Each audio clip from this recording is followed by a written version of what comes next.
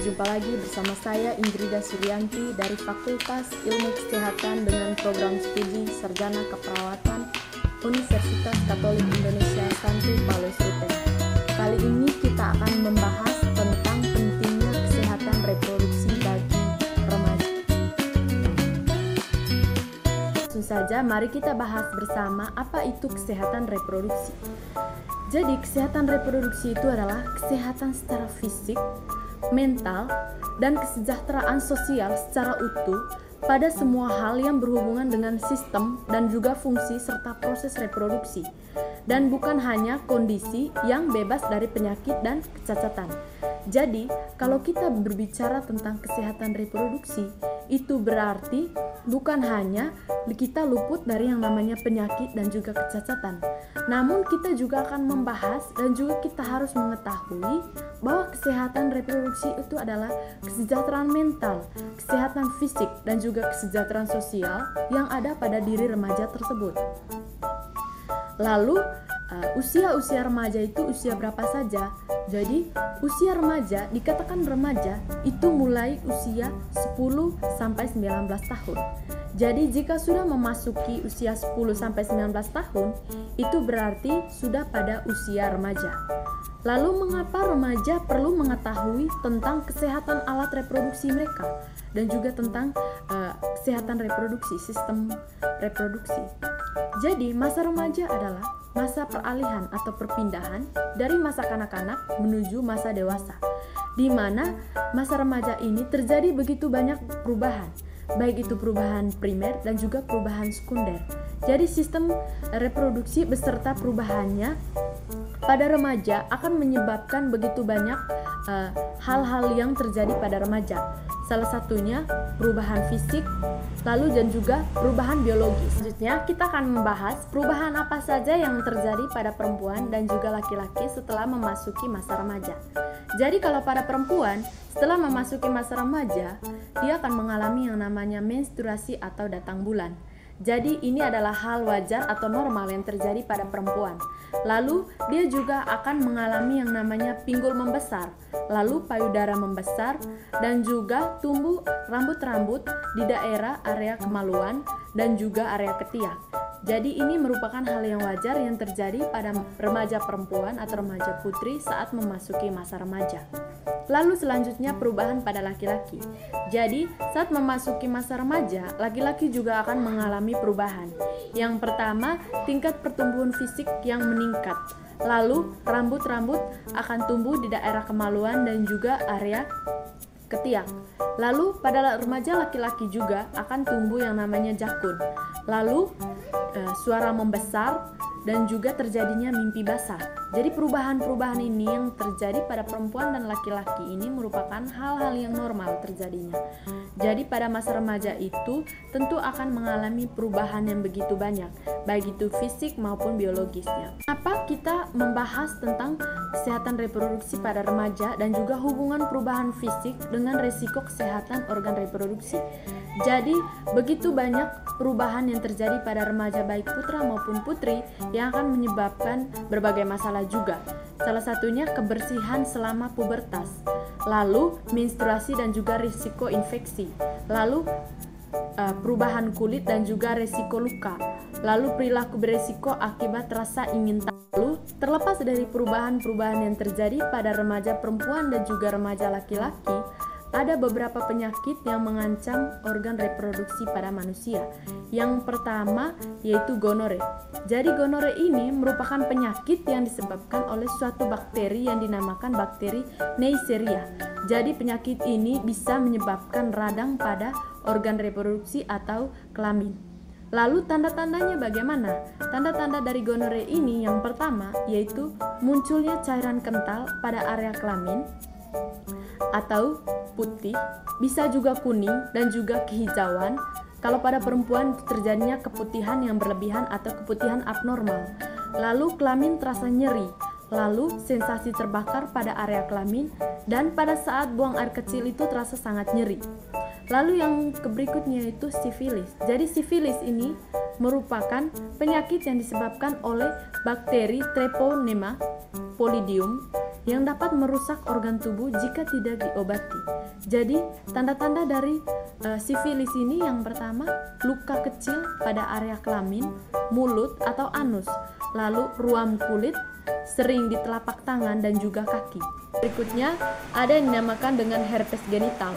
Jadi, herpes genital ini merupakan infeksi virus herpes simplex yang menyebabkan luka atau lepuhan di alat kelamin. Jadi terjadinya luka atau lepuh di area alat kelamin. Lalu tanda-tandanya bagaimana? Jadi tanda-tanda dari herpes genital ini meliputi luka lepuh kecil di sekitar alat kelamin, lalu nyeri dengan sensasi terbakar, flu, nyeri otot, demam, dan juga demam ini terjadi pada infeksi awal. Berikutnya ada, kalau pada perempuan ada yang dinamakan dengan kanker serviks. Jadi kanker serviks ini berkaitan dengan infeksi kuman papiloma virus yang terjadi pada perempuan yang ditandai dengan tanda-tanda perdarahan vagina yang abnormal atau di luar menstruasi dan juga keputihan yang tidak normal. Pada laki-laki ada yang dinamakan dengan kanker prostat. Jadi kanker prostat ini adalah kanker yang menyerang kelenjar prostat pada laki-laki. Tanda-tandanya apa saja? Meliputi kesulitan buang air kecil, sering aliran lemah atau terputus-putus. Jadi pada saat urin keluar itu tidak lancar pada orang-orang yang dengan prostat yang sehat atau normal. Jadi terjadinya aliran yang terputus-putus atau tidak lancarnya keluar urin. Lalu yang berikut yaitu nyeri area panggul. Jadi beberapa penyakit yang menyerang organ reproduksi manusia ini akan terjadi apabila kita tidak menjaga kesehatan reproduksi. Lalu, tanda-tanda infeksi menular seksual yang perlu diwaspadai. Jadi ada beberapa tanda-tanda infeksi menular seksual yang perlu kita ketahui dan juga waspadai bila terjadi pada diri kita atau pada remaja putra dan juga pada remaja putri. Apakah di sini yaitu kencing bernanah. Jika kita mengalami kencing bernanah, maka kita harus ketahui bahwa itu menandakan adanya infeksi. Lalu, keputihan yang tidak normal atau keputihan abnormal atau keputihan yang tidak biasa. Jadi keputihan, tanda-tanda dari keputihan abnormal pada perempuan itu biasanya baunya tidak sedap atau menyengat, lalu warna berbeda. Jadi kita ketahui dulu warna dari keputihan itu yang normal itu bagaimana. Lalu ada juga keputihan yang bercampur darah. Jika terjadinya hal-hal ini terjadi pada perempuan atau keputihan yang terjadi pada perempuan terjadi seperti ini, maka kita harus perlu mewaspadainya.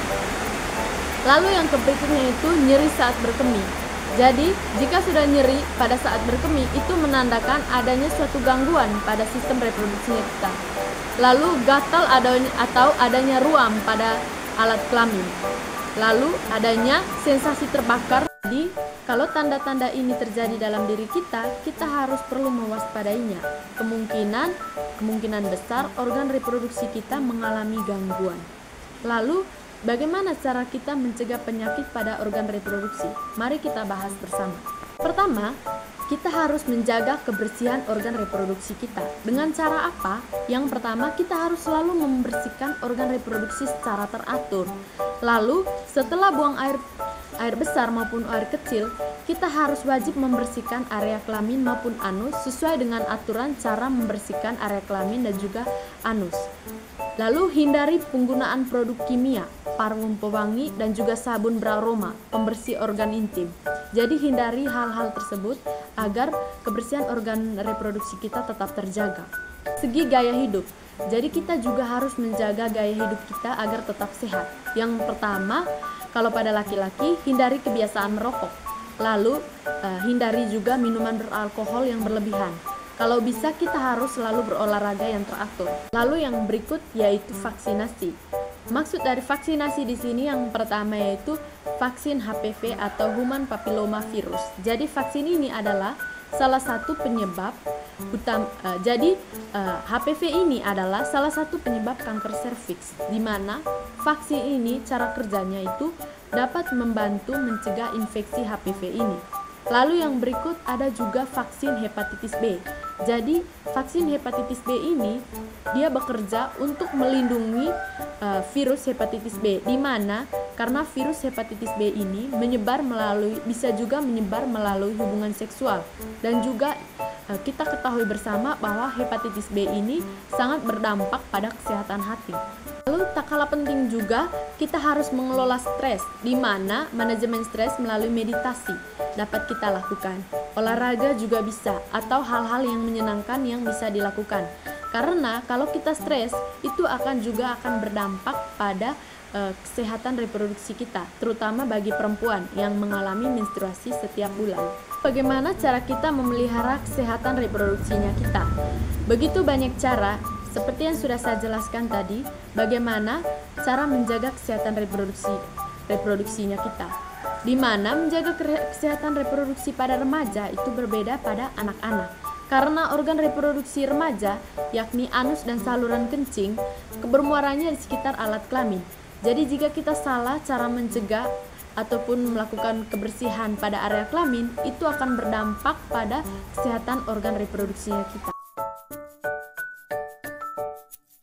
Sekian saja materi dari saya, semoga bisa bermanfaat.